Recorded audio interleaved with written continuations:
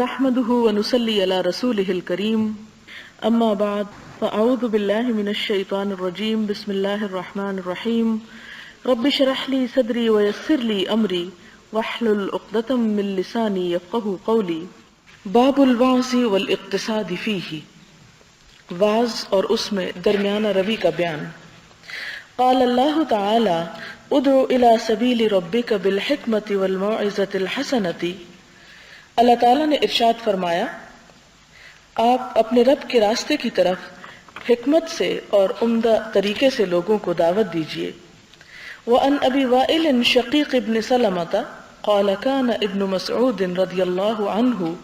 يذكرنا في كل خميس مرة فقال له رجل يا أبا عبد الرحمن لوددت أنك ذكرتنا كل يوم فقال أما إنه يمنعني من ذلك أني أكره أن أملكم وأني أتخولكم بالموعظة كما كان رسول الله صلى الله عليه وسلم يتخولنا بها مخافة السآمة علينا، متفق علیہ۔ بخاری اور مسلم کی اس حدیث کا مطلب یہ ہے، حضرت ابو وائل شقیق بن سلمہ کہتے ہیں کہ حضرت ابن مسعود رضی اللہ تعالی عنہ ہمیں ہر جمعرات کو ایک مرتبہ واعظ فرمایا کرتے تھے۔ ایک آدمی نے عرض کیا، اے ابو عبد الرحمن، میں چاہتا ہوں کہ آپ ہمیں ہر روز واعظ فرمایا کریں۔ فرمایا، ہر روز کے واعظ سے مجھے صرف یہی چیز روکتی ہے کہ میں اس چیز کو ناپسند کرتا ہوں کہ تمہیں اکتاہٹ میں مبتلا کر دوں۔ میں تمہارے ساتھ وہی معاملہ کرتا ہوں جو معاملہ حضور اکرم صلی اللہ علیہ وسلم ہمارے ساتھ کیا کرتے تھے، اس خوف سے کہ ہم اکتا نہ جائیں۔ یہاں پر چونکہ آیت میں بتایا گیا کہ تبلیغ کرو، اپنے رب کے راستے کی طرف لوگوں کو بلاؤ، اور ساتھ ہی دو صفات کا ذکر کیا گیا کہ ان دو چیزوں کو ملحوظ رکھتے ہوئے، ایک حکمت اور دوسرے اچھی نصیحت۔ تو حکمت کا تقاضا یہ ہے کہ واعظ کرنے میں مناسب وقفے ہوں، ہر روز ایک ہی بات کو دہرایا نہ جائے۔ اس طرح انسان اس بات کے سننے کا جب عادی ہو جاتا ہے تو وہ سنی انسنی اس کے لیے برابر ہو جاتی ہے۔ بالکل ایسے ہی جیسے مائیں روزانہ اپنے بچوں کو نصیحتیں کرنے بیٹھ جاتی ہیں، اور بچوں کو پھر یہ پتہ چل جاتا ہے کہ جس وقت اماں کے سامنے جائے اس نے یہی باتیں کرنی ہیں، تو ان کے نزدیک پھر ان باتوں کی کوئی اہمیت نہیں رہتی، کیونکہ یہ حکمت جو ہے یہ انسانی نفسیات اور انسانی طبائع اور ہیومن سائیکالوجی کو سمجھنے کا نام ہے، اور یہ اسی کا ایک حصہ ہے کہ انسان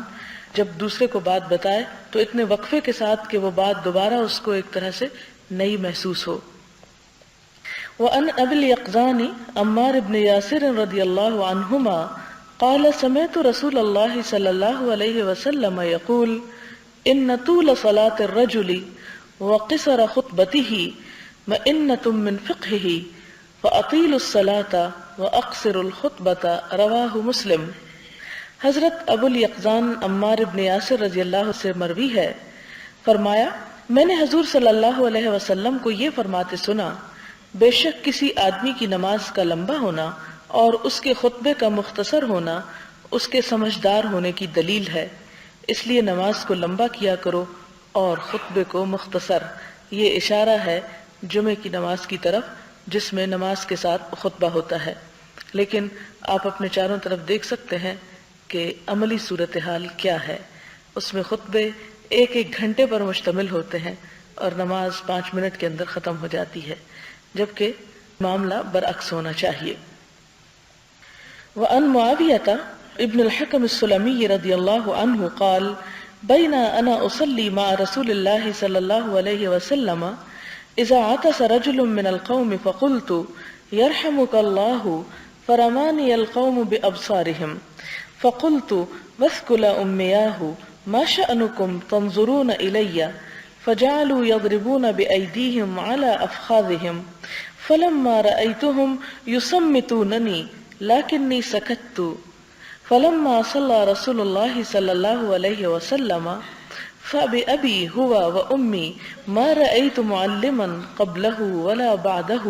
أحسن تعليما منه فوالله ما كهرني ولا ضربني ولا شتمني قال إن هذه الصلاة لا يصلح فيها شيء من كلام الناس انما هي التسبيح والتكبير وقراءة القرآن او كما قال رسول الله صلى الله عليه وسلم قلت يا رسول الله انی حدیث عہد بجاہلیۃ وقد جاء اللہ بالاسلام وان منا رجالا یأتون الکہان قال فلا تأتهم قلت ومنا رجال یتطیرون قال ذاک شیء یجدونه فی صدورهم فلا یصدنهم رواہ مسلم۔ حضرت معاویہ بن حکم سلمی رضی اللہ تعالی عنہ سے مروی ہے، فرمایا میں حضور صلی اللہ علیہ وسلم کی اقتداء میں نماز پڑھ رہا تھا، یعنی آپ کے پیچھے، کہ نمازیوں میں سے ایک شخص نے چھینک ماری۔ میں نے کہا یرحمک اللہ۔ لوگوں نے نگاہیں مجھ پر گاڑ دی۔ میں نے کہا ہائے میری ماں مجھے روئے، مجھے اس طرح گھور گھور کر کیوں دیکھ رہے ہو؟ تو انہوں نے اپنے ہاتھ اپنی رانوں پہ مارنے شروع کر دیے۔ جب میں نے انہیں دیکھا کہ مجھے خاموش کرا رہے ہیں لیکن میں خاموش رہا، پھر جب حضور صلی اللہ علیہ وسلم نماز پڑھ چکے تو میرے ماں باپ آپ پر فدا ہوں، آپ جیسا عمدہ تعلیم دینے والا معلم نہ میں نے آپ سے پہلے کبھی دیکھا اور نہ آپ کے بعد۔ خدا کی قسم آپ نے نہ مجھے جھڑکا، نہ مارا اور نہ برا بھلا کہا۔ فرمایا یہ نماز ہے، اس میں لوگوں کی طرح گفتگو کرنا صحیح نہیں۔ نماز تو تسبیح اور تکبیر اور قرآن حکیم کی تلاوت کا نام ہے۔ یا جیسا کہ حضور صلی اللہ علیہ وسلم نے فرمایا، میں نے عرض کیا یا رسول اللہ صلی اللہ علیہ وسلم مجھے جاہلیت کی زندگی ترک کیے تھوڑا ہی عرصہ ہوا ہے اور اللہ تعالیٰ اسلام کو لے آیا ہے، اور بے شک ہم میں کچھ لوگ ایسے ہیں جو کاہنوں کے پاس جاتے ہیں۔ آپ نے فرمایا تم ان کے پاس نہ جایا کرو۔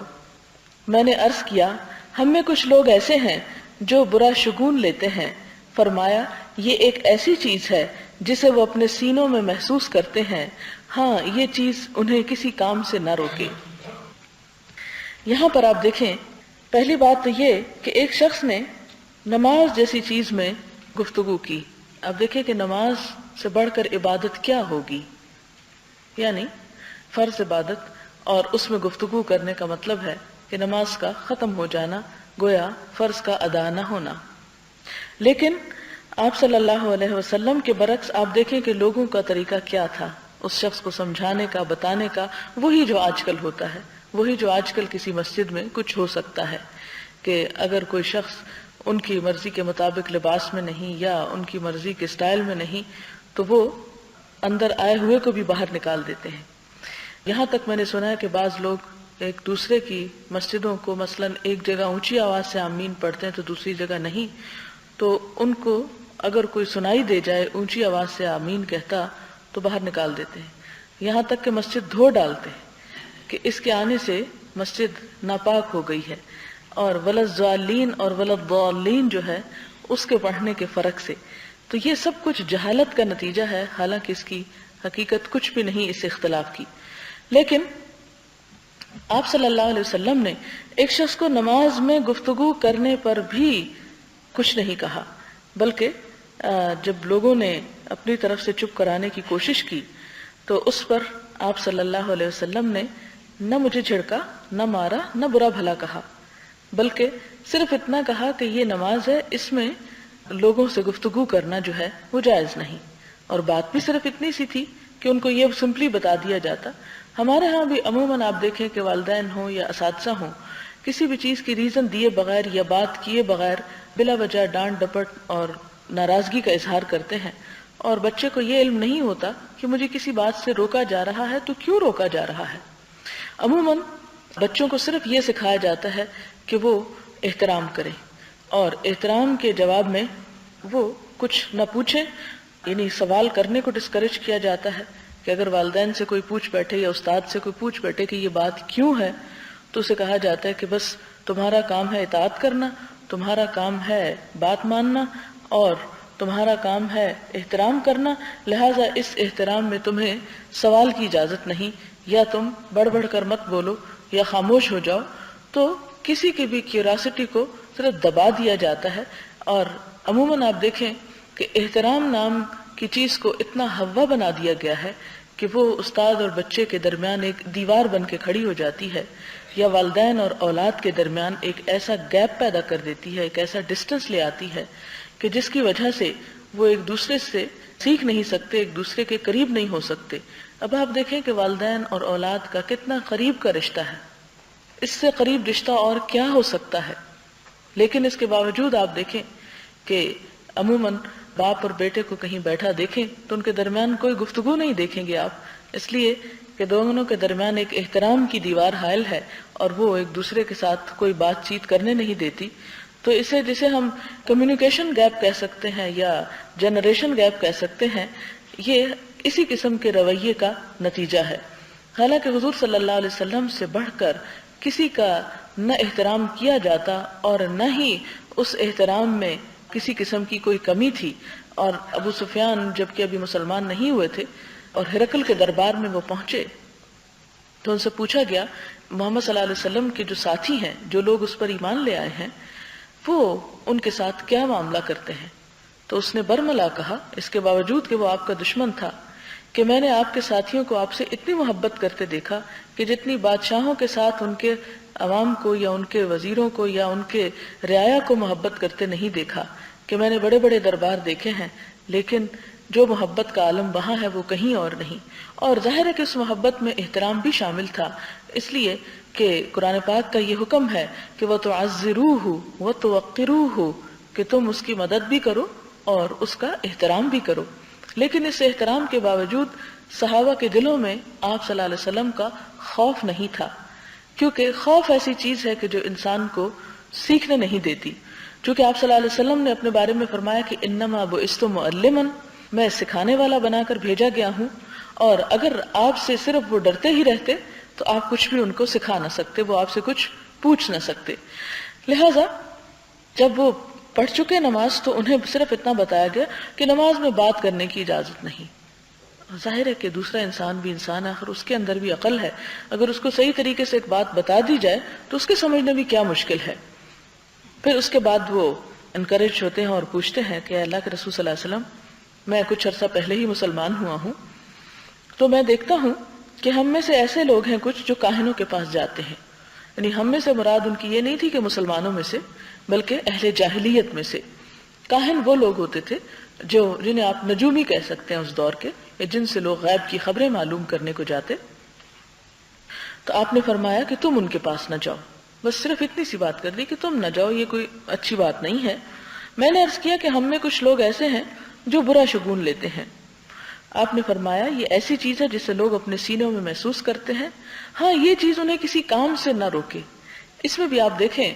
کہ وہ ایک طرح سے اپنی قوم کی شکایت کر رہے ہیں کہ لوگ ایسے کرتے ہیں، لوگ ایسے کرتے ہیں، جیسے ہم بھی سارا وقت صرف لوگوں کی شکایات یا لوگوں پر تنقید کرتے رہتے ہیں۔ حتیٰ کہ تبلیغ کا طریقہ کار بھی یہ ہو چکا ہے کہ صرف لوگوں کو ڈسکس کرنا یا لوگوں کو برا بھلا کہنا یا لوگوں کی خامیوں کو اچھالتے رہنا، اور یہ نہ بتانا کہ پھر وہ کریں کیا۔ یعنی اس بات پہ تو سب بڑے ناراض نظر آتے ہیں کہ لوگ بہت خراب کام کرتے ہیں، لیکن یہ باتیں کم لوگ بتاتے ہیں کہ اگر وہ خراب کر رہے ہیں تو انہیں اس کی جگہ کرنا کیا چاہیے، کیونکہ اصل کرنے کا کام تو یہ ہے کہ آپ اندھیرے سے لڑتے نہ رہے، بس آپ چراغ جلا دیں، ان کو بتا دیں کہ وہ کیا کریں۔ تو یہاں پر بھی آپ دیکھیں کہ حضور صلی اللہ علیہ وسلم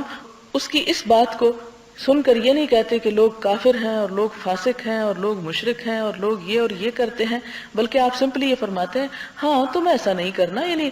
اس بات کو ٹچ ہی نہیں کرتے کہ لوگ کرتے ہیں تو کیا کرتے ہیں، بلکہ صرف فرمایا کہ تم نہ کرنا۔ اس کا مطلب یہ تھا کہ آپ انڈائریکٹلی کہہ رہے تھے کہ وہ لوگ درست نہیں کرتے، کیونکہ اندھیرے کو ختم کرنے کا ایک ہی طریقہ ہے اور وہ ہے چراغ جلا دینا، روشنی کر دینا۔ تو روشنی کرنا ایک خوبصورت کام ہے، جبکہ اندھیرے کو برا بھلا کہنا ایک غلط بات۔ اب مثلا آپ دیکھیں کہ ہمارے ہاں بھی جب مثال کے طور پر لائٹ جاتی ہے تو ہم میں سے اکثر لوگ کیا کرتے ہیں، ایک زور کا شور بلند کرتے ہیں، اوہ لائٹ چلی گئی۔ حالانکہ اس وقت کرنے کا کام کیا ہے کہ انسان اٹھے اور اس اندھیرے میں ٹھوکریں کھاتے ہوئے بھی لائٹ کا انتظام کرے، کوئی ماچس کی ڈبیا ڈھونڈے یا کوئی لالٹین ڈھونڈے یا کوئی موم بتی ڈھونڈے۔ اس کام کے لیے کم لوگ تیار ہوتے ہیں، کیونکہ اب اندھیرا ہو گیا تو ڈر لگنے لگا، تو وہ تو کوئی نہیں کریں گے، لیکن بیٹھ کر پھر واک ڈاکو کوسنے لگیں گے یا کچھ اور کسی کو جو سامنے آئے گا اس کو برا بھلا کہیں گے، لیکن کرنے کا کام نہیں کریں گے. حالانکہ صرف بیٹھ کر دوسروں کو برا بھلا کہنے سے وہ لائٹ واپس نہیں آ سکتی، وہ مشکل آسان نہیں ہو سکتی. لہٰذا ہمارے لیے حضور صلی اللہ علیہ وسلم کی زندگی ایک بہترین نمونہ ہے کہ آپ نے اس جاہلیت کے اندھیروں کو دور کس طرح کیا. اس میں سمپلی اور بہت محبت کے ساتھ اور خاموشی کے ساتھ صرف اچھائیاں لوگوں کو بتاتے گئے، اور جہاں جہاں خرابی تھی صرف اس کو پوائنٹ آؤٹ کیا، بغیر اس کے کہ خرابی کرنے والوں کے اوپر سخت قسم کی تنقید کی جائے یا منفی قسم کے جذبات کا اظہار کیا جائے. اس لیے کہ جب لوگوں کو پتہ ہی نہیں تو اس لیے وہ کرتے ہیں، جب انہیں پتہ چل جائے گا تو وہ نہیں کریں گے. ہاں اگر پھر بھی وہ کرتے ہیں تو اپنا سوچ لیا کیجئے کہ کسی بھی بات کے پتہ چلنے کے باوجود ہم نے کتنے عرصے میں اس کو اختیار کیا. یعنی ہم ہر ایک کو پتہ ہے کہ نماز پڑھنی چاہیے. کوئی مسلمان ایسا نہیں کہ جو اپنے ماں باپ کے گھر میں پیدا اور اسے یہ نہ بتائے گا کہ نماز فرض ہے، لیکن اس کے باوجود ہم سب کو پتہ ہوتے ہوئے کسی نے 15 سال کی عمر میں شروع کی تو کسی نے 20 میں اور کسی نے 30 میں اور کسی نے 40 میں. تو جب ہمیں ایک بات پتہ ہوتے ہوئے کچھ وقت لگا ایک اچھائی کو اختیار کرنے میں، تو ہمیں دوسروں کو بھی مہلت دینی چاہیے، دوسروں کو بھی وہ وقت دینا چاہیے اور دوسروں کی کمی کوتاہی کو بھی اگنور کرنا چاہیے. پھر اس کے بعد فرمایا ان الارباز ابن ساریہ رضی اللہ عنہ قال وعظنا رسول اللہ صلی اللہ علیہ وسلم موعظۃ وجلت منها القلوب وذرفت منها العیون وذکر الحدیث وقد سبق بکمالہ فی باب الامر بالمحافظۃ علی السنة وذکرنا ان الترمذی قال انہ حدیث حسن صحیح. حضرت ارباز بن ساریہ رضی اللہ تعالی عنہ سے مروی ہے، فرمایا حضور اکرم صلی اللہ علیہ وسلم نے ہمیں واعظ فرمایا جن سے دل کانپ اٹھے اور آنکھوں سے آنسو جاری ہو گئے. اور اس کے بعد راوی نے وہ مکمل حدیث بیان کی جو باب الامر بالمحافظہ علی السنہ میں بیان ہو چکی ہے، جس میں فتنوں کے آنے کا ذکر کیا گیا. ہم نے ذکر کیا کہ ترمذی نے کہا کہ یہ حدیث حسن صحیح ہے، یعنی ایک سند سے یا چین آف ٹرانسمیٹر سے وہ حسن کے درجے پر ہے اور دوسرے سے وہ صحیح کے درجے پر ہے. یہاں پر جو بات صرف ایک حصہ بتا کر چھوڑ دی گئی وہ یہ کہ وعظ اور تبلیغ کا ایک اچھا طریقہ یہ بھی ہے لوگوں کے جذبات کو اور خیر کے جذبات کو ابھارا جائے. یعنی صرف عقل سے اور دلیل سے تبلیغ نہیں کی جاتی بلکہ اس میں جذبات کا عمل دخل بھی ہونا چاہیے، کیونکہ بہت سی باتوں کا انسان کو علم ہوتا ہے، اس کے باوجود وہ نہیں کر پاتا، لیکن وہی بات ایک خاص ماحول میں، ایک خاص انداز میں، ایک خاص طریقے سے جب وہ سنتا ہے تو اس سے انسان سبق لیتا ہے اور اپنی عملی زندگی میں اس سے تبدیلی آتی. اور یہی بات ہے کہ آپ دیکھیں کہ بہت سے ہمیں ایسے واقعات ملتے ہیں کہ فلاں شخص نے یہ واقعہ پڑھا تو اس کی زندگی بدل گئی، یہ آیت سنی تو زندگی بدل گئی. وہ کیا چیز ہوتی ہے کہ جو ایک ہی چیز سننے سے انسان کی زندگی بدل جاتی ہے؟ اس میں انہی جذبات کا عمل دخل ہوتا ہے. اور آپ دیکھیں کہ ایک ہی کہانی ہوتی ہے، آپ ایک شخص سے سنیں تو اس کا انداز کچھ ہوتا ہے، آپ تھوڑا سا سن کے تو آپ بور ہونے لگتے ہیں کہ بس اتنی ہی کافی ہے. اور وہی بات ہوتی ہے آپ نے پہلے 10 مرتبہ بھی سنی ہوتی ہے، لیکن جب کوئی اچھے انداز میں اس کو پیش کر رہا ہو، اس میں اس کے اپنے جذبات بھی شامل ہوں، تو ایسے میں وہ بات انسان دوبارہ یعنی 11ویں مرتبہ بھی سن کر بور نہیں ہوتا بلکہ اسے مزید سننا چاہتا ہے. تو یہ سب کچھ کس چیز کی وجہ سے ہے؟ خوبصورت انداز میں اور جذبات کو ابھارتے ہوئے کسی چیز کو پیش کرنا. اگلا باب ہے باب الوقار والسکینۃ، وقار اور سکینت یعنی طمانینت کا بیان. وقال اللہ تعالی وعباد الرحمن الذین یمشون علی الارض ہونا وَإِذَا خَاطَبَهُمُ الْجَاهِلُونَ قَالُوا سَلَامًا. اللہ تعالیٰ نے ارشاد فرمایا اور رحمان کے بندے وہ ہیں جو زمین پر چلتے ہیں تو آہستہ چلتے ہیں، اور جب گفتگو کرتے ہیں ان سے جاہل تو وہ صرف یہ کہتے ہیں کہ تم سلامت رہو، سلاما. یعنی انسان اپنی عملی زندگی میں اگر سکون اور اطمینان کے ساتھ یعنی تمام زندگی کے طریقے میں سکون کا اظہار کرے یا سکون کو اختیار کر لے تو یہ اس کے لیے بہت ہی اچھا ہے. اس کی صفت بیان کرتے اللہ تعالیٰ نے فرمایا جو چلتے ہیں تو زمین پر آہستہ آہستہ. آپ دیکھیں کہ مختلف طرح کے لوگ ہوتے ہیں. کچھ لوگ کوئی کام نہیں بھی ہو تو یوں چلتے نظر آئیں گے کہ جیسے بہت بڑا کام کر رہے ہیں, اور کچھ لوگوں کے اوپر بہت بھاری ذمہ داری بھی ہو تو وہ آرام سے ایسے بیٹھے نظر آئیں گے کہ جیسے ان کو کوئی پریشانی ہی نہیں. اب دیکھیں کہ جیسے سفر کے وقت آپ نے دیکھا ہوگا کہ جب آپ کہیں جانے کی تیاری کرتے ہیں تو آپ کے چھوٹے بچے اتنی اس معاملے میں بے چینی اور بچپنا دکھاتے ہیں اور بار بار سامان اٹھا کر اندر باہر جلدی کرو جلدی چلو اور ایک شور مچائے رکھتے ہیں. لیکن جتنے سمجھدار لوگ ہوتے ہیں ان کو معلوم ہے کہ اب جانے کا سامان تیار ہے یا وقت ابھی ہے کہ اس میں انسان کچھ اور کام کر سکے, تو وہ اس بے چینی اور پریشانی کا اظہار نہیں کرتے. یہی وجہ کہ آپ نے دیکھا ہوگا کہ کچھ لوگوں کے پیٹ میں درد شروع ہو جاتا ہے جب وہ کوئی سفر اختیار کرتے ہیں یا کوئی بڑا کام کرتے ہیں. تو یہ کیا ہے کہ ایکسائٹمنٹ ہوتی ہے, سکون اور طمانینت کی کمی ہوتی ہے اور انسان کو اپنے اوپر اعتماد کم ہوتا ہے, لہذا وہ خوف کا شکار ہو جاتا ہے. جبکہ خوف کا شکار ہونے کے بعد انسان اپنی زندگی میں زیادہ بہتر طور پر کام نہیں کر سکتا اور زیادہ تعمیری کام نہیں کر سکتا, کیونکہ ایک چیز کو جب آپ ہوش و حواس میں اطمینان کے ساتھ کریں گے تو وہ زیادہ بہتر ہوگی. اسی لیے یہاں تک فرمایا گیا کہ جب نماز کے لیے تم مسجد میں جاؤ, اگرچہ جماعت کھڑی ہو چکی ہو پھر بھی تم وقار کے ساتھ چل کر آؤ, تیزی مت دکھاؤ, بھگدڑ مت مچاؤ, کیونکہ اس سے بھی ہو سکتا ہے نا کہ جو نماز پڑھنے والے ہیں ان کے سکون میں خلل آئے گا کہ کچھ لوگ پیچھے بھاگ رہے ہیں اور ان کو یہ تو نہیں پتا کہ لوگ بھاگ کر آ رہے ہیں یا بھاگ کر جا رہے ہیں. کیونکہ اگر شیطان اس وقت ذہن میں یہ خیال ڈال دے کہ کچھ لوگ نماز چھوڑ کے بھاگ رہے ہیں تو شاید جو دوسرے نماز پڑھنے والے ہیں وہ بھی توڑنے کا ارادہ کر لیں. تو اس لیے سکون اور اطمینان اور اس کا سب سے پہلے اظہار جو ہے انسان کی چال میں ہوتا ہے. اور چال ایک سمبل بھی آپ اس کو کہہ سکتے ہیں کہ زندگی میں انسان جو کچھ بھی کرتا ہے وہ دراصل کیا ہے, اس کی چال ہے, اس کا عمل ہے. تو فرمایا کہ جو زمین پر آہستہ چلتے ہیں اور جب گفتگو کرتے ہیں جاہلوں سے تو کہتے ہیں تم پر سلامتی ہو. اب دیکھیں کہ بعض اوقات آپ جیسے اسپیچ ہی کسی کی سنتے ہیں, تقریر ہی سنتے ہیں, تو بعض اوقات یعنی خطیب حضرات اتنا شور مچاتے ہیں بات کرتے وقت, حالانکہ اگر اس سارے شور کے اندر یہ دیکھا جائے کہ بات کہی کیا گئی تو وہ بالکل ایک معمولی بات ہوگی جو کنوے کی گئی ہوگی, لیکن وہ سارا عمل اس کو ملا کر ایک ایسے سٹائل میں پیش کرے گا کہ جس سے سننے والوں کے اوپر ایک پریشانی یا ایک بدمزگی کی کیفیت جو ہے وہ گزر سکتی ہے. تو اس میں گفتگو میں سکون جو ہے وہ بات کو بہتر طور پر دوسرے کو پہنچا سکتا ہے. جذبات کا عمل دخل ہونا تو چاہیے, لیکن زیادہ جذباتی باتیں کرنے سے زیادہ بہتری نہیں ہو سکتی. اس میں یہ تو ہو سکتا ہے کہ آپ وقتی طور پر کسی کو رلا دیں, کسی کو ہنسا دیں, اس کے جذبات سے کسی بھی طرح آپ کھیلیں, لیکن عملی طور پر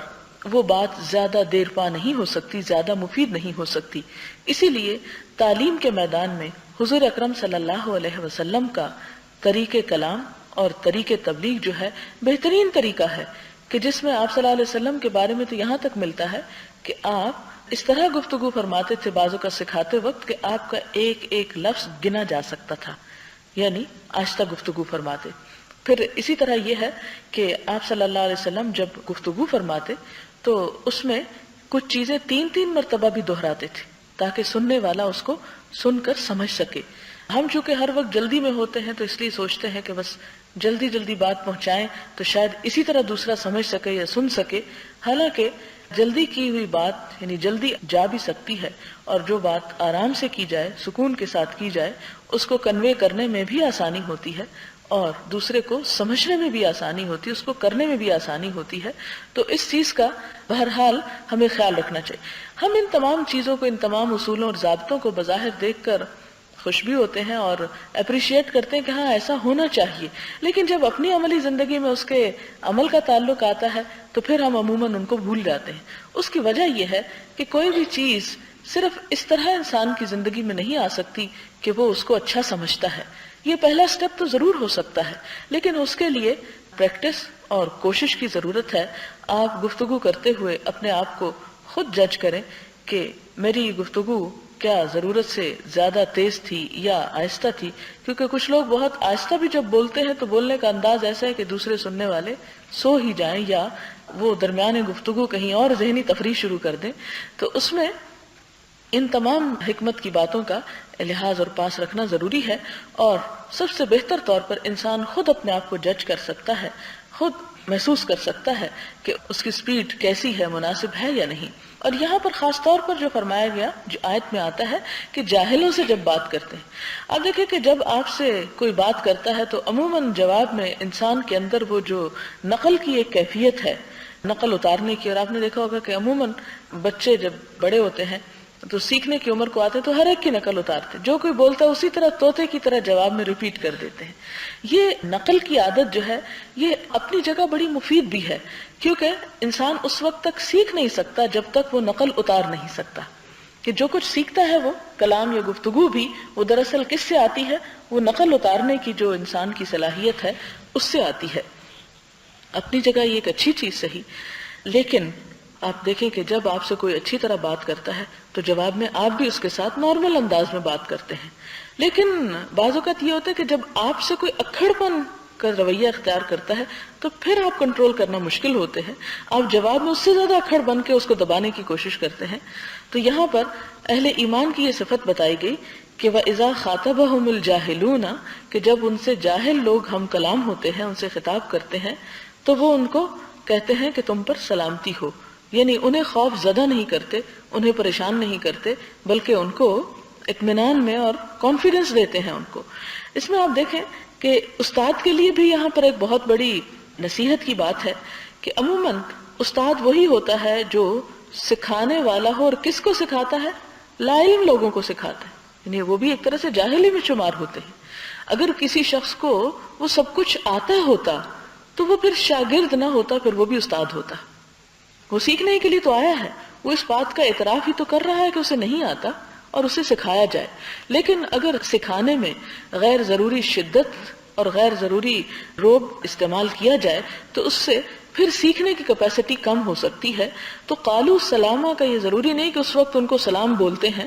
بلکہ یہ ہے کہ ان کے انداز میں اور ان کے طریقہ کار میں کیا ہے، تسکین ٹپکتی ہے، اطمینان ٹپکتا ہے کہ جس سے دوسرا شخص اطمینان سے پھر سیکھ سکے۔ آپ صلی اللہ علیہ وسلم کے بارے میں حضرت عائشہ فرماتی ہیں، ان عائشہ رضی اللہ عنہا قالت ما رأيت رسول اللہ صلی اللہ علیہ وسلم مستجمعا قط ضاحكا حتى ترى منه لهواته انما كان يتبسم متفق علیہ۔ حضرت عائشہ صدیقہ رضی اللہ تعالی عنہا سے مروی ہے، فرمایا میں نے حضور صلی اللہ علیہ وسلم کو کبھی اتنے زور سے ہنستے نہیں دیکھا کہ آپ کے منہ کا اندرونی بالائی حصہ نظر آتا ہو۔ آپ صرف تبسم فرمایا کرتے تھے، یعنی پوری طرح منہ کھول کے نہیں ہنستے تھے، کیونکہ یہ بھی ایک طرح سے پھر وقار کے منافی ہو جاتا ہے۔ پھر اس میں آپ دیکھیں کہ ایک اور چیز بھی ہے کہ اس چیز کو کیوں ناپسند کیا گیا یا کیوں اس سے منع کیا گیا کہ بہت زیادہ زور زور سے انسان نہ ہنسے اور بہت ہنستا ہی نہ چلا جائے۔ اس کی ایک بنیادی وجہ یہ ہے کہ زیادہ ہنسنا بھی دل کو مردہ کر دیتا ہے، اور آپ دیکھیں کہ اگر ہنسنے میں شور کی عادت ہو تو پھر بولنے میں بھی چیخنے کی عادت ہو جاتی ہے، اور رونے میں بھی ایک ہنگامے کی سی کیفیت ہوتی ہے، تو پھر یہ ایک انسان کے جذباتی کیفیت کا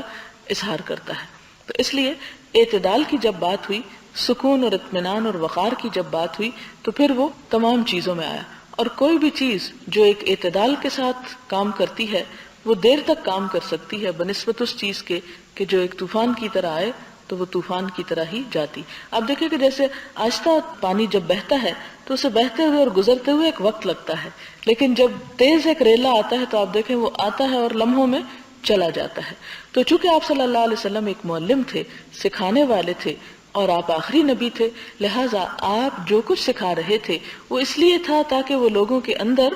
باقی رہ جائے، اور اتنی دیر تو کم از کم ان کے سامنے ایک چیز رہے کہ اس کو وہ پوری طرح سمجھ پائیں۔